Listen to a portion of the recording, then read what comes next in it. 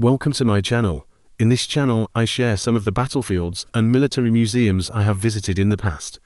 Hopefully you will find it useful for planning your trips, or if you have similar interests in such places. If you find this content useful or entertaining, please like and subscribe, as I plan to do more of these videos. In this video, I will share the clips that I took during my visit to the cemetery while visiting the battlefields at Gettysburg. I do not claim to be an expert in this special place or this part of American history, so I hope everyone will understand if I do make some mistakes. Okay, we first enter the cemetery from the entrance along Route 15. The cemetery sits on top of a hill, but the climb is gradual.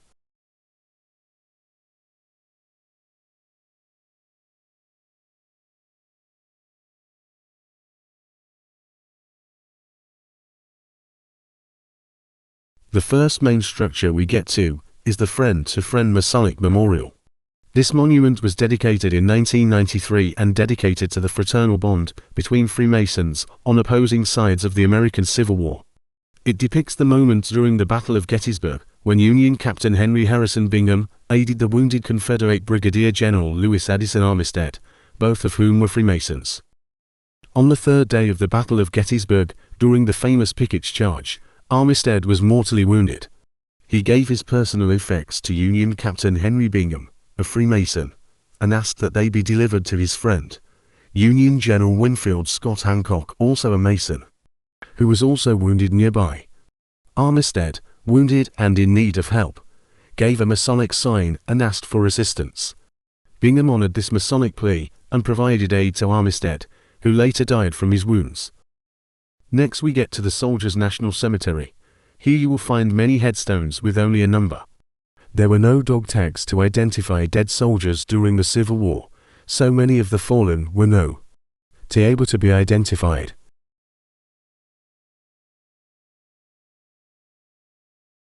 Here you will find headstones for those fallen who were identified.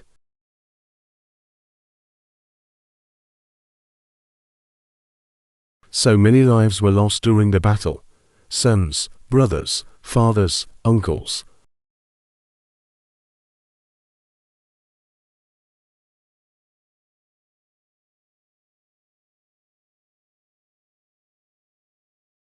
A poignant sign sits here. It reads, "No vision of the morrow's strife, the warrior's dream alarms, no braying horn nor screaming fife, at dawn shall call to arms." Nearby you can also find buried soldiers who have fought in later wars, like this one of a certain George McClellan, who fought in World War I. Next we get to the Evergreen Cemetery. This is a historic, civilian, and privately owned cemetery adjacent to the National Cemetery, established in 1854. The gates denote the separation between the National Cemetery and the Evergreen Cemetery. A little further you will find the Lincoln Address Memorial. This is not the location where Lincoln gave his famous Gettysburg Address, but a memorial to it erected in 1922.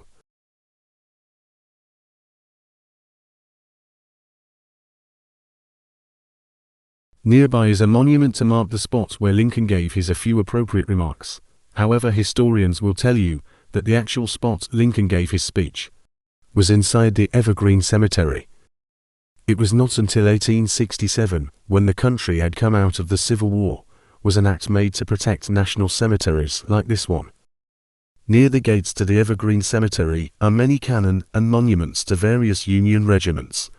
The reason for this is that this the old cemetery hill where during the Gettysburg Battle, Union troops were deployed and fended up the famous Pickett's Charge. Here you can see the monument to the 1st Ohio Light Artillery. This is for Battery C 4th U.S. Artillery. Here is a monument to several artillery batteries. Towards the east of the cemetery, just before the Baltimore Pike Road, is the main entrance to Cemetery Hill. That building in the distance has been there since before the battle in 1863. There are monuments scattered all around the cemetery. Here you find one remembering General John Reynolds, who was shot and killed on the first day of the battle, rallying his troops after relieving Buff Ord's cavalry at Seminary Ridge. After you cross over the Baltimore Pike Road, you will get to the other part of Cemetery Hill facing Culp's Hill to the east.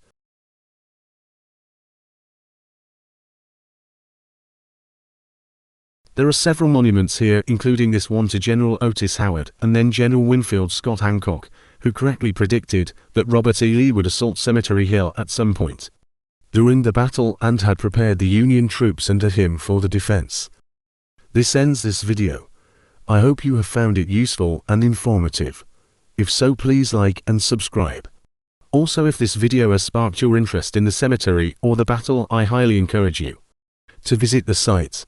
I have some links in the description if you do decide to visit. Thank you for watching.